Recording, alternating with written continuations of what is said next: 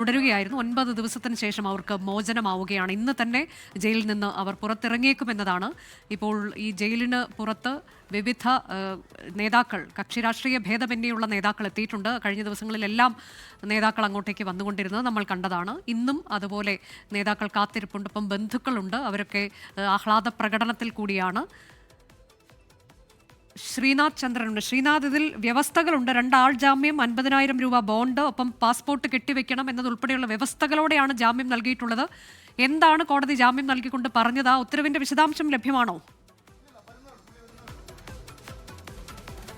അനുജ, നമ്മൾ അല്പസമയം മുമ്പാണ് ഇപ്പോൾ കോടതി മുറിയിൽ നിന്ന് ഇപ്പോൾ പുറത്തേക്ക് വന്നിരിക്കുകയാണ്. കോടതി പറഞ്ഞ കാര്യങ്ങൾ നമ്മൾ കേട്ടു. കോടതി പറയുന്നത് 2 ആൾ ജാമ്യം വേണം, 2 പേർക്കും ജാമ്യം അനുവദിക്കുന്നു. 2 ആൾ ജാമ്യം വേണം, 50,000 രൂപയുടെ ബോണ്ട് കെട്ടിവെക്കണം, ഒപ്പം തന്നെ പാസ്പോർട്ട് സറണ്ടർ ചെയ്യണം എന്നീ വ്യവസ്ഥകളാണ് ഇപ്പോൾ ഈ ജാമ്യവുമായി ബന്ധപ്പെട്ട് കോടതി മുന്നോട്ട് വെച്ചിട്ടുള്ള ഉപാധികൾ. കടുത്ത ഉപാധികളില്ല എന്ന് തന്നെ വേണം നമ്മൾ പറയാൻ. കാരണം സാധാരണ ഇത്തരം കേസുകളിൽ ജാമ്യം നൽകുന്ന സമയത്ത് മുന്നോട്ട് വെക്കുന്ന ഉപാധികൾ മാത്രമേ ഇതിലുള്ളൂ. ഏതായാലും ഇപ്പോൾ സ്ത്രീകളുമായി ബന്ധപ്പെട്ട ആളുകൾ ഇപ്പോൾ ഈ ജാമ്യ വ്യവസ്ഥകൾ അത് പൂർത്തീകരിക്കുന്നതിന് വേണ്ടി, അത് ഫർണിഷ് ചെയ്യുന്നതിന് വേണ്ടിയുള്ള നടപടിക്രമങ്ങളിലാണ്.